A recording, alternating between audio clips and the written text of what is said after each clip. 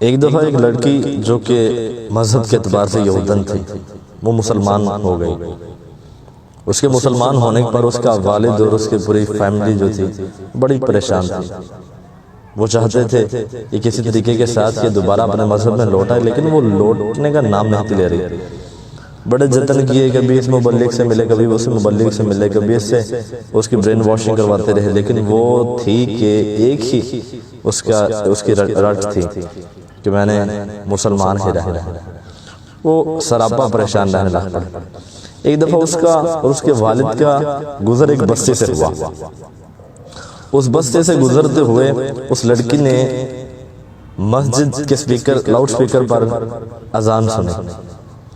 اذان سننے کی دیر تھی کہ وہ لڑکی جھٹ سے اپنے مذہب میں لوٹ گئی واپس۔ پہلے مسلمان تھی لیکن فوراً سے ہی وہ واپس یہودی ہو گئی۔ اس کا والد بڑا خوش ہوا اور اس خوشی کے عالم میں وہ بہت سارے تحفے تحائف لے کر، انعام و اکرام لے کر اس مؤذن کے پاس چلا گیا۔ وہ مؤذن بڑا پریشان ہوا کہ یہ میرے پاس یہودی ہے، میرے پاس کیوں اتنے انعام و تحفے تحائف لے کر آ رہا ہے؟ تو اس نے کہا کہ اے مؤذن، تیرا لاکھ لاکھ شکریہ، تیری وجہ سے میرا جو کام تھا، جو پڑا ہوا تھا، جو میں ہر ایک سے کروانا چاہ رہا تھا لیکن ہو نہیں رہا، تیری صرف اذان نے میری بیٹی کو میرے مذہب میں واپس لے آئی ہے۔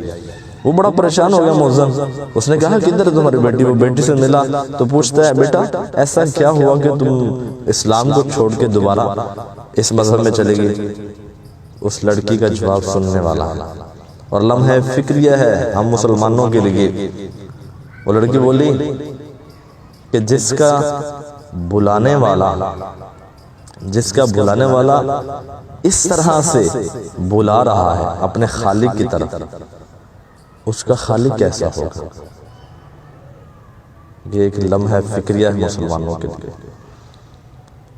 کہ جو مؤذن اذان دیتے ہیں ہم نہیں دیکھتے وہ کس طرح دے رہے ہیں، ان کی آواز کیسی ہے، آواز کی ادائیگی، ان کی اذان کی ادائیگی کیسی ہے، الفاظ کیسے استعمال کر رہے ہیں ہم نہیں جانتے، بس